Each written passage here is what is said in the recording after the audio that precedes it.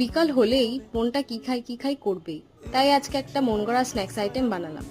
প্রথমেই সব ভেজিসগুলো চপ করে নিয়েছি, এরপর গ্যাসে প্যান বসিয়ে একটু সাদা তেল দিয়ে একে একে আদা রসুন বাটা, কাঁচা লঙ্কা, পেঁয়াজ দিয়ে হালকা করে ভেজে নিয়েছি।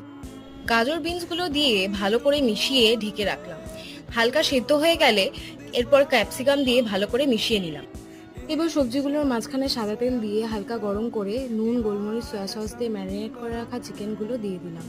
যেহেতু আমি এখন স্টাফিং বানাচ্ছি, তাই আমি ভেজিটেবলস আর চিকেনগুলোকে একসাথেই বানিয়েছি। এবার নুন আর গোলমরিচ দিয়ে ভালো করে মিশিয়ে নিলেই আমাদের স্টাফিং তৈরি। এবার ময়দার ডো তৈরি করে পাতলা করে বেলে এইভাবে কেটে নিয়েছি।